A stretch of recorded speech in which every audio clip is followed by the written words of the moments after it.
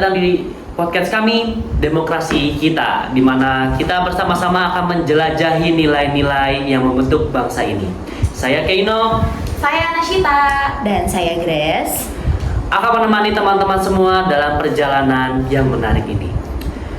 Oke, hari ini kita akan kumpas tuntas yang topik yang akan kita bahas ini menarik, yaitu makna dan prinsip-prinsip demokrasi yang sebagaimana diatur dalam Undang-Undang Dasar Negara Republik Indonesia tahun 1945 yang sudah seperti kita ketahui bahwa Undang-Undang 1945 ini bukan hanya sekedar surat kuno, bukan ya teman-teman, karena UUD 1945 ini adalah fondasi hidup kita, negara kita yang akan terus berkembang seiring berjalannya zaman. Kita akan tahu mengupas tuntas, ya nggak? Ya benar banget, mengupas tuntas kita harus tentang demokrasi kali ini. Oke.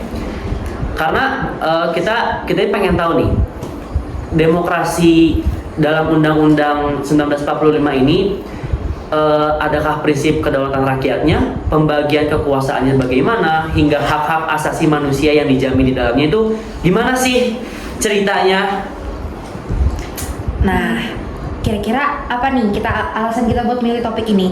Karena kan di era digital, kayak di era digital sekarang, kayak hal ini tuh udah bukan lagi sesuatu hal yang opsional gitu ya, kayak emang udah harusnya kita laksanain nggak sih, kita realisasikan nggak sih?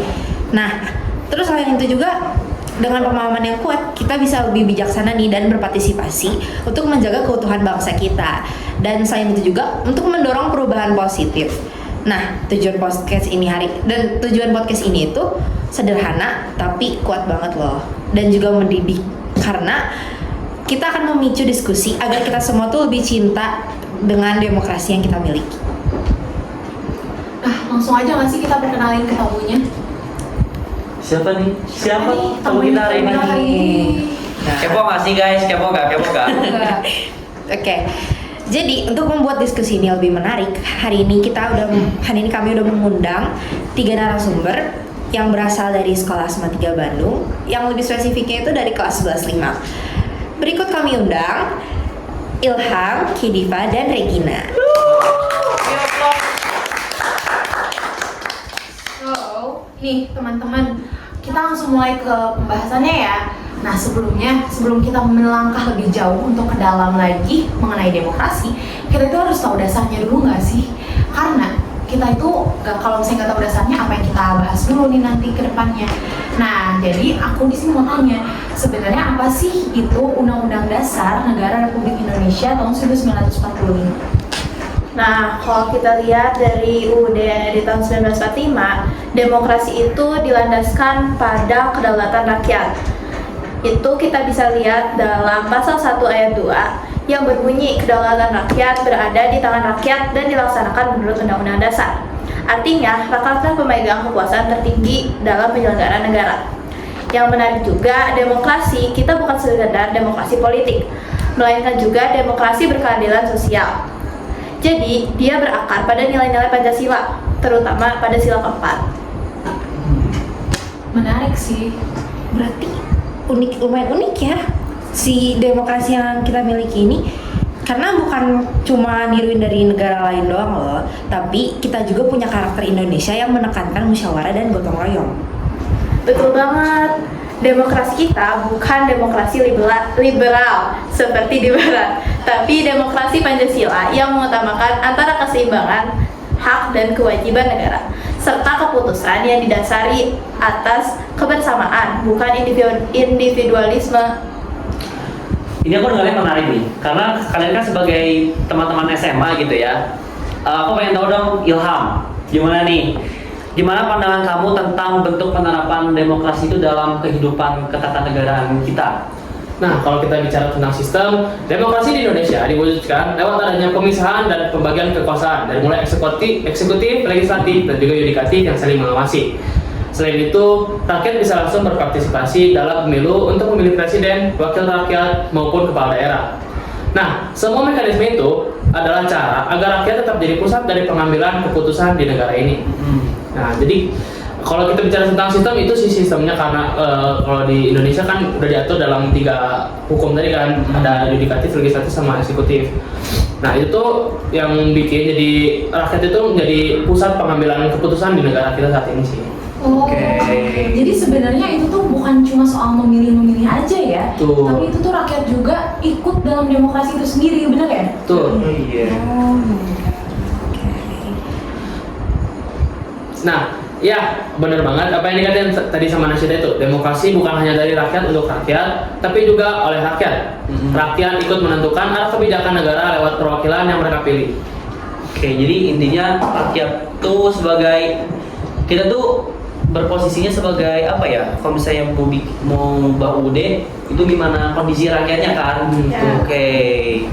Nah, ini kalau misalnya dibahas emang keren banget ya, jujur. Tapi coba kalau misalnya ditarik ke kondisi aslinya, ke real life-nya gitu ya, kita tarik. Apakah prinsip demokrasi ini tuh udah benar-benar kerealisasikan gitu loh? Apa cuma huru-haranya doang nih? Oke. Gitu ya. Oke, ini menarik banget ya. Kalau misalnya kita lihat di lapangan sendiri, pelaksanaan demokrasi kita tuh masih menghadapi banyak dinamika. Misalnya, tingkat partisipasi terhadap politik tuh masih belum optimal. Masih banyak warga, terutama generasi muda itu masih bersikap apatis terhadap politik. Mereka juga merasa suara mereka tuh gak akan mengubah apapun. Ini tuh bikin kualitas demokrasi jadi kurang hidup. Padahal kan kalian gitu loh, sebagai anak muda sekarang, terutama anak muda, tapi kenapa sih, apakah kalian tuh merasa politik ini jauh dari kehidupan kalian? Maksudnya apakah demokrasi ini jauh gak dari kehidupan kalian dalam kehidupan sehari-hari gitu? Menurut aku sendiri tuh sebenarnya ada 2 faktor utama. Yang pertama tuh kurangnya pendidikan politik yang masih belum optimal. Terus masih banyak masyarakat yang belum paham antara hak dan kewajiban mereka sebagai warga negara. Terus yang kedua itu masih rendahnya kepercayaan terhadap lembaga politik, seperti misalnya kan sekarang tuh masyarakat banyak banget kasus korupsi ya. Jadi masyarakat tuh melihat berita-berita tuh, wah masih banyak nih pemerintah yang korupsi. Nah mereka tuh jadi kayak skeptis dan malas untuk ikut terlibat dalam demokrasi. Nah bener banget. Soalnya aku juga akhir-akhir ini sering banget gitu dengar kayak, kenapa sih kalian harus ikut milih, padahal hasilnya tuh itu aja. Padahal kan itu tuh melemahkan demokrasi kita sendiri nggak sih? Benar. Iya, benar. Kayak kalau jangan golput gitu ya. Iya. No golput ya. Nah, betul banget tuh, demokrasi hanya bisa berjalan sehat kalau rakyatnya aktif berpartisipasi. Kalau masyarakat diam, ruang itu akan diisi oleh pihak-pihak yang gak selalu punya kepentingan untuk kepentingan publik. Jadi, kesadaran warga negara itu kunci utamanya. Oke, tadi kita udah bahas ini ya, apa ya, sisi rendahnya gitu partisipasi masyarakat. Nah, tapi kalau di sisi lain, kita kan sekarang hidup di era digital nih. Harusnya berpartisipasi itu makin mudah dong, bukan apa ya, nggak jauh gitu. Iya, nggak kayak gitu Iya. ya. Dan ironisnya malah jadi muncul tantangan baru nih. Gimana tuh menurut kalian? Benar sih yang dikatain sama Grace. Jadi demokrasi digital sekarang tuh menurutku punya 2 sisi. Di satu sisi media sosial jadi wadah yang luar biasa untuk menyalurkan aspirasi dan memperkuat transparansi. Tapi di sisi lainnya muncul masalah kayak penyebaran hoaks, ujaran kebencian, sampai polarisasi politik yang makin tajam. Oke, jadi sosial media nih ya sekarang tuh bener-bener, karena sosial media itu kan gampang banget ya, apa-apa kesebar dengan mudahnya. Jadi Benar. hati-hati gitu ya, kita harus tetap hati-hati. Ya, dan Gitu ya. sekarang tuh banyak banget orang yang terjebak dalam echo chamber. Enggak. Apa sih echo chamber itu? Apa? Iya, benar. Gini deh, kalau misalnya aku jelasin pakai bahasa bayi ya. Misal, kalian tuh punya satu mainan favorit. Kalian tuh bakalan main sama mainan itu terus secara Oke. terus-menerus. Iya. Kalian nggak akan main sama mainan yang lain. Nah, kalian tuh makanya jadi nggak bisa ngerasain experience mainan yang lain itu gitu. Jadi kalian cuma berpatokan sama mainan yang kalian favoritin doang gitu. Paham. Jadi nggak akan mau Oke. mencoba untuk hal Iya, baru gitu. jadi kayak lu tuh harus keluar dari zona nyaman gitu kan? Iya. Oke. Dan itu tuh sering banget gak sih terjadi, apalagi kalau misalnya mau menjelang masa-masa pemilihan. Biasanya tuh di media sosial tuh kita tuh malah melihat banyak banget yang berantem, padahal cuma gara-gara beda pilihan. Nah, harusnya tuh kalau misalnya kita nerapin demokrasi tuh harusnya malah menghargai perbedaan gak sih, bukan malah berantem-berantem gitu. Iya, makanya selain partisipasi, literasi digital itu penting banget. Masyarakat perlu belajar memilah informasi yang benar, memahami etika berpendapat, dan menyadari bahwa kebebasan berekspresi ada batasnya. Demokrasi gak akan bisa berkembang kalau masyarakat gak punya tanggung jawab dalam menggunakan kebebasan itu.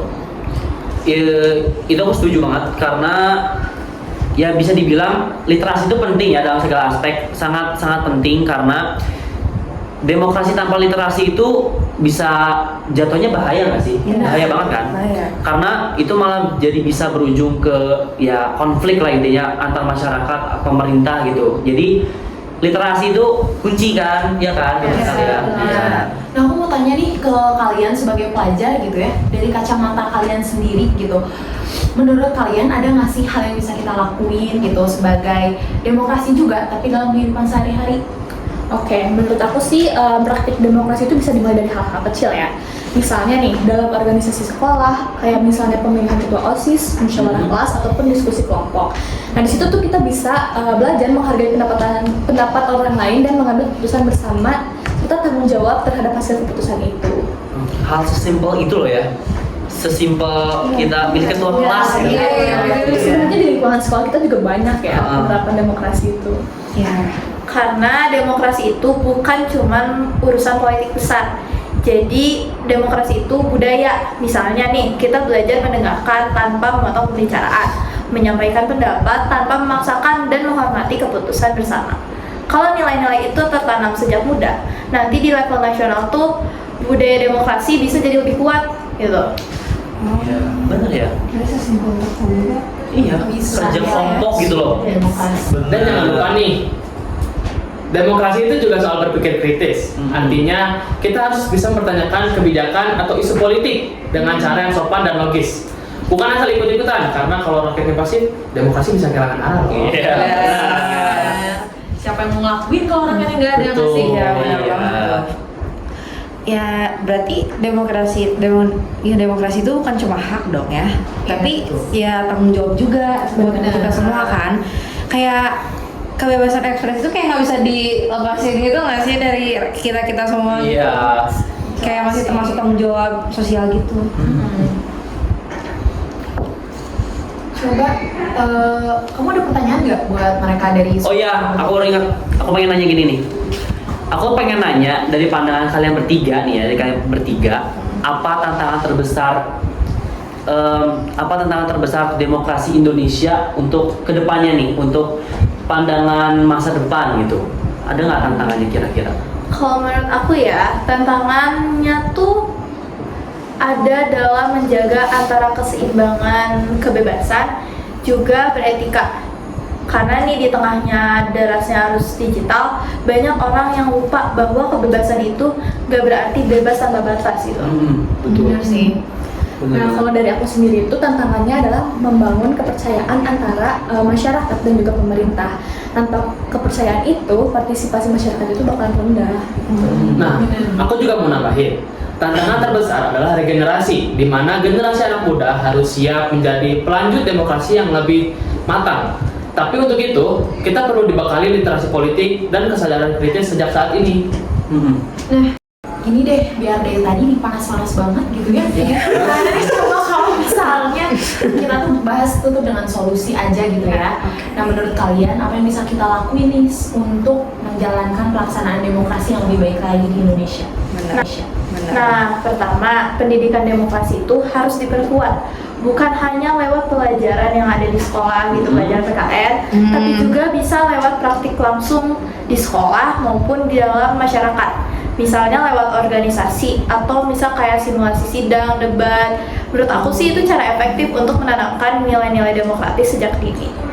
Nah, yang kedua itu pemerintah tuh bisa memperluas literasi digital dan politik yang positif untuk masyarakat. Jadi supaya masyarakat juga bisa menilai informasi dengan cerdas, nggak mudah untuk terprovokasi dan tahu bagaimana menggunakan hak politiknya secara bertanggung jawab.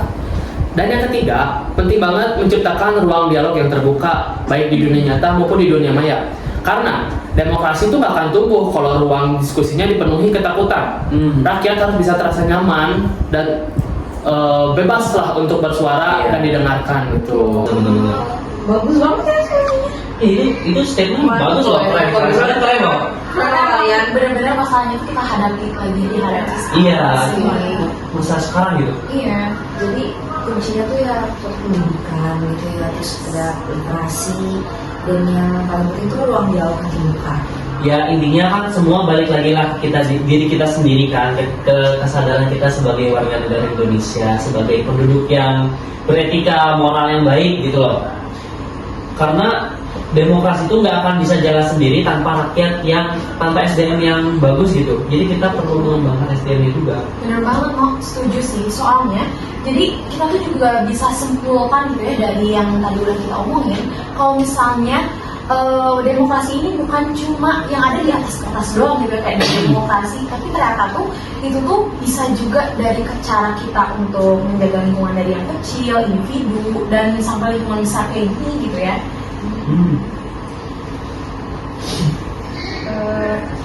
Jadi kita tuh udah sampai nih di penghujung acara. Iya. Nah, untuk menutup diskusi kali ini, kita tuh simpulin nih bahwa demokrasi itu bukan soal hanya memilih soal pemimpinnya aja gitu 5 tahun sekali, tapi itu tuh juga ada nilai yang kita terapkan dalam kehidupan sehari-hari kita. Benar banget, Mesh. Nah, sebenarnya demokrasi itu bisa dimulai ya dari hal-hal yang sederhana. Misalnya tadi udah disebutin ya, kayak diskusi kelompok, terus kita dengerin pendapat teman sendiri kan, walaupun berbeda sama pendapat kita. Atau saat di media sosial kita tuh jangan langsung menghakimi orang, karena ya apalagi di media sosial tuh lebih luas dong ya, kita nggak tahu itu bahaya juga ya. Dan tentu makin banyak orang makin banyak pilihannya dong. Jadi itu dengan kita bisa menghargai sekedar itu udah termasuk loh ke praktik sosialnya. Iya, karena itu menjaga jejak digital gitu loh. Iya, benar Kan? banget, jejak digital. Karena ya kadang sering terlupakan gitu bahwa demokrasi itu punya dua sisi. Kadang kita tuh cuma pengen hak kita tuh dapat kehidupan yang layak, kita pengen dapat kebebasan, tapi kita juga perlu diingat lagi bahwa kita juga punya kewajiban untuk bertanggung jawab kepada negara gitu loh. Ya. Balance saya. Iya, benar balance. Effortnya gitu. Bener banget tuh, apalagi di era digital seperti sekarang, informasi bisa menyebar sangat cepat tuh. Makanya kita harus lebih bijak dalam memilih dan menyebarkan informasi. Jangan sampai kita justru menjadi bagian dari masalah karena menyebarkan hoax ataupun ujaran kebencian gitu loh buat sesama. Tuh hati-hati ya teman-teman, jangan sampai. Iya. Ya, dan yang paling penting itu perubahan besar itu selalu dimulai dari langkah kecil. Kalau misalnya di kita sebagai generasi muda nggak mulai membiasakan budaya demokrasi yang sehat dari sekarang itu, maka masa depan demokrasi Indonesia itu bakalan kurang baik. Makanya kita sebagai generasi muda itu harus mulai bisa membiasakan demokrasi yang sehat dari sekarang supaya demokrasi Indonesia itu semakin ke depan itu semakin baik. Iya, Bener banget. Jadi jangan pernah berpikir ya bahwa suara kita itu nggak berarti lah di mata hukum. Jadi justru dari suara-suara kecil yang bersatu membuat si demokrasi ini bisa bersatu gitu loh. Keren, serius sumpah. Oke, jadi kita ini udah sampai nih di penghujung acara, dan kita ini sebagai host ingin mengucapkan terima kasih sebanyak-banyaknya kepada kalian Thank you. narasumber yang udah keren-keren banget, yaitu Ilham, Diva, dan juga Regina. Makasih ya untuk hari ini. Thank you guys.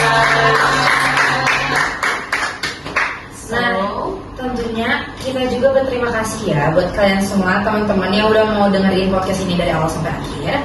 Semoga diskusi kita hari ini tuh bisa menambahkan pemahaman kalian tentang dan juga kepedulian kalian nih paling pentingnya terhadap demokrasi yang ada di Indonesia ini.